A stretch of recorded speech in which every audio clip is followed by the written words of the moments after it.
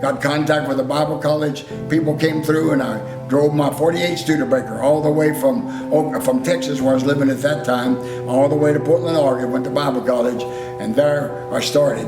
And from there, God has led me over the years, and little by little, pastoring and then evangelizing and teaching at a Bible college, and then give me the vision for Christian National Undergraduate and Graduate Extension College. Nobody had Extension College hardly in those days. In '68, we started that, and over the next 16 years. But all this time, I just did what my hands found to do.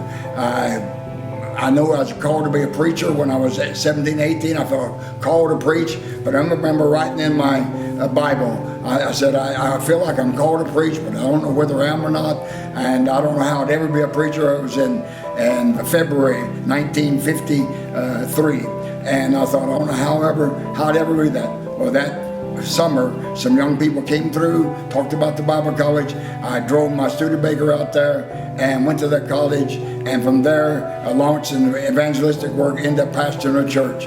And a year later, when I was pastoring, ordained and pastoring. A year before, no way possible. No way I could ever see it happen. And that's put away the way my life has gone, from one impossible situation to God working His miracles, to God bringing prophecy to pass.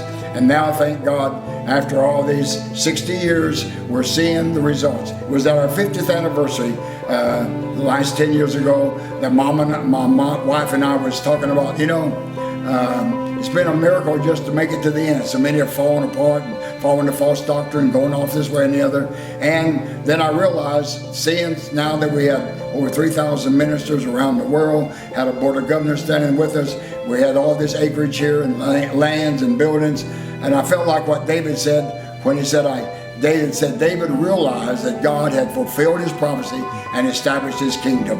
And I finally realized, God, we are doing what You said we'd do. We're fulfilling what back in the 1960s and 70s, the prophecies came forth. People prophesied, you'll travel the world, you'll do this, you'll do that. And at that time, with the great faith I had, that'd be the day. But thank God, He's faithful, He's true, and if you just stick with it, if you just stay faithful, just hang in there. Even though it looks impossible, all things are possible with God, and we've got to stay with God, and it'll be possible. So I want to encourage you. We've come a long ways by the grace of God and the goodness of God, and we've accomplished a lot around the world. But it's all because we stay true and faithful to God, stay in the middle of the road, and be patient. And when everything looks hopeless and helpless, and you don't see any way out, just hang in there true. Before you long, God will open it up, and you'll be there. We zeroed out 3 times in our life, no hope, no future, just goodbye world, goodbye. But thank God, we just hung in there and stayed true to God, and God made the man,